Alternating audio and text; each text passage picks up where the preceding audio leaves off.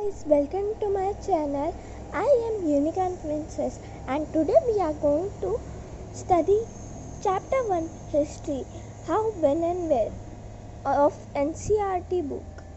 Okay, so let's get started. So, historians were once fascinated with dates. There used to be debates about dates, about which rulers were crowned or battles were fought.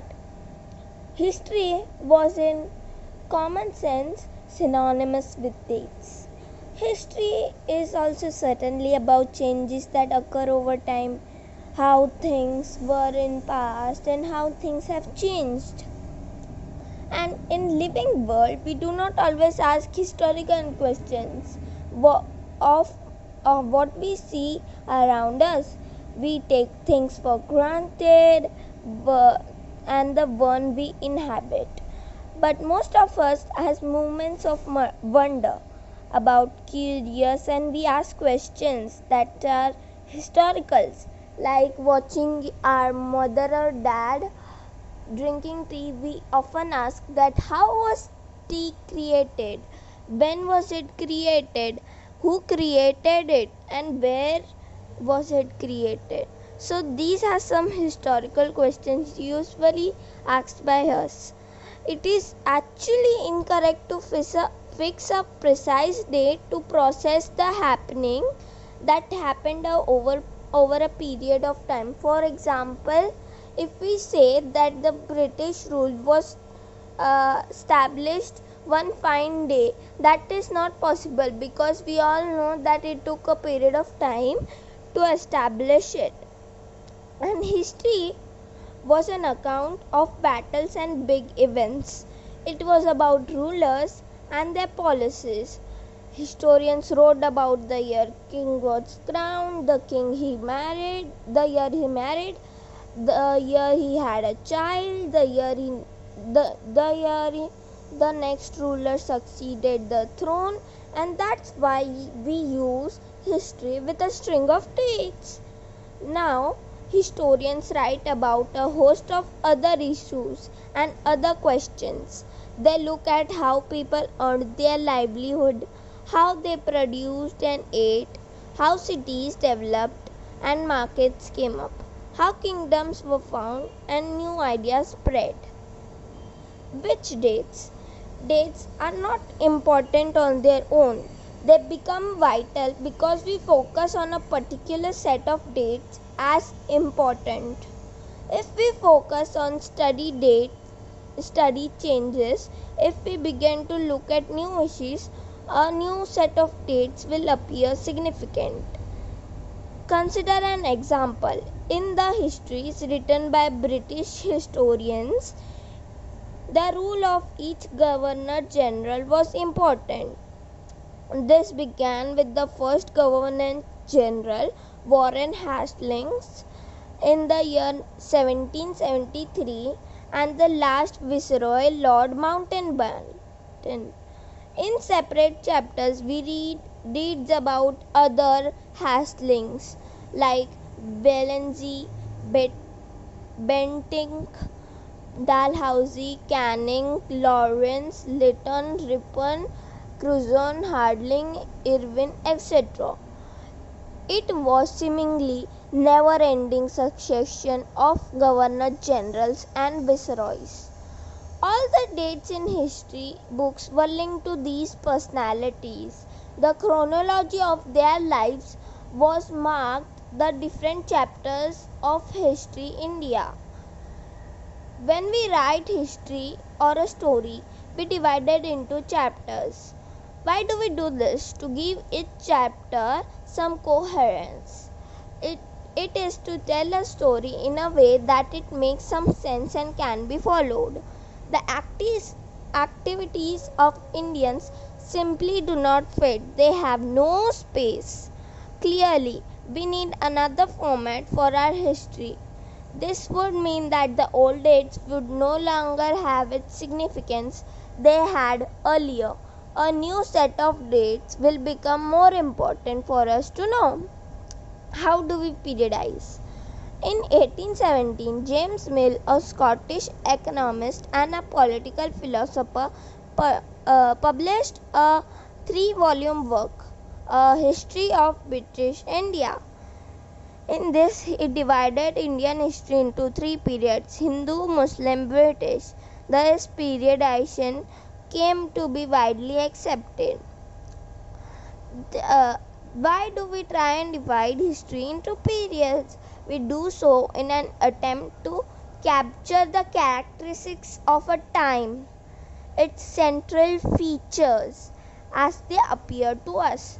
So the term which we periodize, that is, demarcate the difference between periods, become important. They reflect our ideas about past. They show how we see significance of change from one period to next.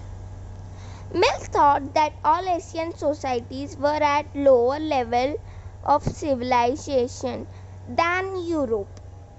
He also thought that the religious tolerance, caste taboos, and superstition practice will never let them civilize, and so European manners, arts, institutions, and laws were to be introduced in India, and with the help of British help. And the British had to conquer the whole India for their help. Is this idea of British rule represent all the forces of progress and civilization? No, we don't think that the British brought any progress to India. In any case, can we refer to any period of history as Hindu, Muslim? No, we cannot refer to Muslim or Hindu. We cannot refer any period of history as Muslim or Hindu, because Muslim ruler Akbar had a Hindu finance minister named Todarmal. So history cannot be divided on the basis of religions of rulers. The lives and practices of others do not really matter. We should also remember that even rulers in ancient India did not all share the same faith. Moving away from British classification, historians have usually divided Indian history into ancient, medieval, and modern. This division too has its problems. It is a periodization borrowed from the West, where the modern period was associated with the growth of forces of modernity, science, reason, democracy, liberty, and equality.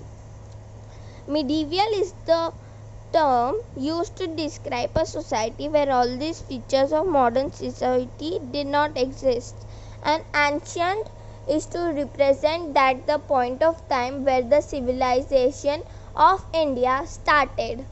So we cannot even have this, because in British rule people did not have equality, freedom, or liberty, nor was the period one of economic growth and progress. But yes, they changed our tastes for some things. Now, many historians therefore refer to this period as colonial. What is colonial? The control of the economy and society, collected revenue to meet all their expenses, buying the goods they want at low prices, produce crops they need for export, and the changes that came about as a consequence were all the things that the British did in their period. When the subjugation of one country by another leads to these kinds of political, economical, and social cultural changes, we refer to process as colonization. Administration produces records that and from that we come to know about the sources the historians used for writing the British period. One important source of official records of British administration was that they believed that every act should be written, every plan, every policy, every decision, every agreement. They believed that following rules that are not written are not to be followed, and these are still following. So they wrote everything. They also felt that these documents had to be carefully preserved. So they preserved in several institutions and administrative rooms. The village Talsidar office of the collector, the commissioner office, the provincial secretaries, the law court all had their record rooms. Specialized institutions like archives, museum were also established to preserve important documents. Letters and memos used from one branch to another, but we can still read this in the archives. In the early years of 19th century, these documents were carefully copied down and beautifully written by calligraphists. By the middle of the 19th century, with the spread of printing, multiple copies of these records were printed. The practice of serving has also become common under the colonial administration. By the earlier 19th century, detailed surveys were being carried out to map the entire country, because the British believed that a country had to be properly known before it could be properly administrated. But these surveys were not for the country, they were for the British. They served and took things on the low price and as per them, and then still sold it for higher prices in Europe and foreign countries. Now, what do official records don't tell? The official records were what the British officials understood about them and how they thought about the other people in the country, but they don't tell anything about the common people. We have diaries and accounts of pilgrims and travelers, autobiographies of important personalities, popular booklets that were sold in local bazaars that told about these.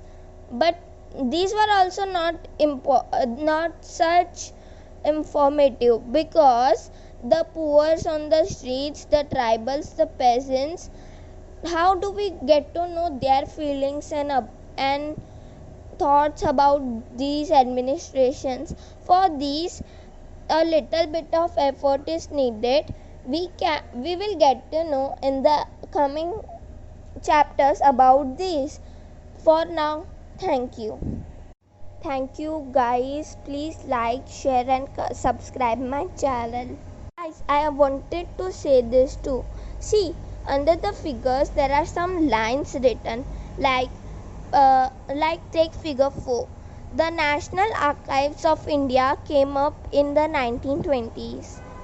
You know that questions can come in exams, so please learn the figure questions, and please learn the lines written under it, because they are very important. Thank you.